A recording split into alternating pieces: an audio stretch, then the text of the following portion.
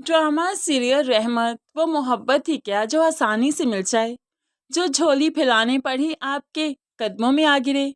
है ऐसी मोहब्बत का भी मज़ा नहीं आता। मोहब्बत तो वो है जिसकी इंतहा को इंसान छू ले, जिसके लिए रब के सामने गिर गिराए और अपनी मोहब्बत की भीख मांगे, तभी तो मोहब्बत की कदर होती है। यहाँ पर परीशे के घर में जो रिश्ते आ रहे हैं तो परीशे को यही ठीक लगा कि बारी को हाँ कर देनी चाहिए, क्योंकि बारी को वो पसंद भी करती है। डेट्स वाई बारी को फ़ोन करती है और रात के वक्त परीशे की कॉल बारी के मोबाइल पर। बारी का तो खुशी से बुरा हाल, जल्दी से फ़ोन उठाकर सब खैरियत तो है, आज चांद किस तरफ से निकला। परीशा मुस्कुराते हुए कहने लगी, आपके लिए एक सरप्राइज़ है। मैंने सोचा अभी बता दूं, सुबह आपको एक सरप्राइज़ दूंगी, ज़रूर आइएगा। अब बारी के लिए ये रात गुजारना काफ़ी मुश्किल हो चुका है। वो पूछना चाहता है लेकिन परीशा फ़ोन पर नहीं बता रही। बारी समझ तो गया कि परीशा की टोन आज चेंज है, आज बड़े ही प्यार से बात कर रही है। जाहिर सी बात है वो मान चुकी है।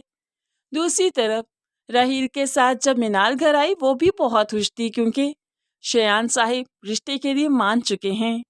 यहाँ पर अनाया मिनाल को देखकर काफ़ी परेशान है कि ये इतनी खुश तो तब होती जब बारी का रिश्ता कहीं हो जाता, क्योंकि बारी से ही इसकी खुशियाँ जुड़ी। अनाया से मिनाल की खुशी देखी नहीं जा रही और अनाया की माँ वो भी तो वैसी है। अनाया अपनी माँ से कहने लगी, अगर तो ये अपने भाई की मंगनी करके आई है, रिश्ता पक्का करके आई है और इस तरह से खुश है ना, तो देखिएगा इसकी ज़िंदगी की खुशियाँ उखाड़ कर इसके हाथ में रख दूँगी, बर्बाद कर डालूँगी इसे। जानती नहीं मुझे, मैंने ऐसे ही इसे रहील का साथ नहीं दिया।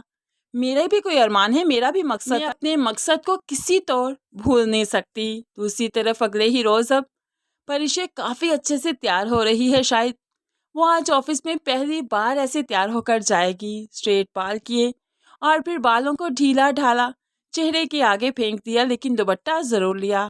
आज परीशा तो बहुत खुश है। दूसरी तरफ बारी, जिसकी रात करवटें बदलते बदलते गुजरी, वो भी आज जल्दी ही उठ गया और ऑफिस बहुत जल्द जाना चाहता है, क्योंकि परीशा ने बहुत अच्छे मूड में कहा था कि आपके लिए एक सरप्राइज है।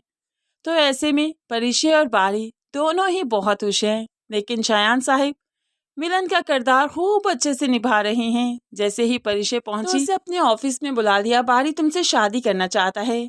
परीशा मुस्कुराने लगी, जी उन्होंने प्रपोज किया था और मैंने बहुत सोच कर फैसला किया है।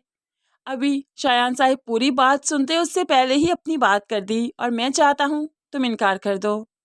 इस पर तो परीशा के पैरों तले से ज़मीन निकल गई। क्या? ये क्या कह रहे हैं आप? शायान साहिब कहने लगा, क्या कह रहा हूँ तुम्हें समझ नहीं आ रही? तुम्हारे और हमारे बीच में बहुत डिफरेंस है, स्टेटस का डिफरेंस। समझती है ना तुम? बहुत अक्लमंद हो, ये चीज़ तो समझनी चाहिए थी ना। लेकिन मुझे लगता है कि तुमने ही मेरे बेटे को ट्रैप किया है, तो फिर तुम भला ये चीज़ क्यों समझोगी? लेकिन हाँ, तुमने अपने घरेलू हालात बदलने के लिए ट्रैप किया है, तो वो मैं बदलूंगा। मैं सब कुछ करूंगा जो तुम चाहती हो। बारी से शादी करने के बाद तुम्हें पैसा चाहिए ना, बेपनाह दूंगा। अपना लाइफस्टाइल चेंज करो, अपना घर चेंज करो, अपना मोहल्ला चेंज करो, जो चाहे करो, जितना पैसा चाहिए दूंगा, ब्लैंक चेक दे दूंगा। लेकिन मेरे बेटे के हाथ नहीं देख सकती तुम। इतनी औकात तुम्हारी बहुत अमीर होकर भी नहीं होगी। परीशा ने ये सब कुछ सुना तो आंखों में आंसू आ गए। आप मुझे पैसों में तोल रहे हैं? आपको वाकई लगता है मैं इतनी खुदगर्ज हूँ, इतनी लालची हूँ? तो ऐसे में शायान साहिब कहने लगे, इंसान लालची हो ही जाता है जब उसे मालूम पड़े कि सामने वाला उसके हालात बदल देगा। और मैं कब इनकार कर रहा हूँ? बस बारी को पता ना चले, तुम उसे इनकार कर दो और मैं तुम्हारे हालात बदल दूंगा। परीशा काफ़ी जबत करके खड़ी है, ये बातें सुन रही है, लेकिन उसका जवाब भी यही है कि वो बारी को कुछ नहीं बताएगी और इनकार ही करेगी, क्योंकि वो इस तरह से शादी नहीं करना चाहती। वो इतना जलील, इतना डिग्रेड नहीं होना चाहती।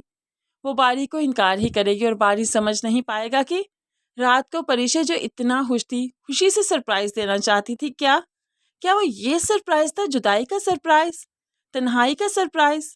तो फिर परीशा को इतनी अच्छी तरह से हंसकर बात करने की क्या ही जरूरत थी? बारी फिलहाल तो नहीं समझ पा रहा कि वो क्या कर रही है, ये सब क्यों कर रही है, लेकिन सब कुछ बहुत जल्द मालूम पड़ जाएगा और उसके बाद बारी अपना घर छोड़ जाएगा, अपने बाप को देखना नहीं चाहेगा, उनसे दूर हो जाएगा, क्योंकि जिन्होंने परीशा को उससे दूर किया वो उन रिश्तों से दूर हो जाएगा और उसके बाद बाप को एहसास होगा कि स्टेटस कुछ नहीं होता, रिश्ते ही असल कमाई हैं।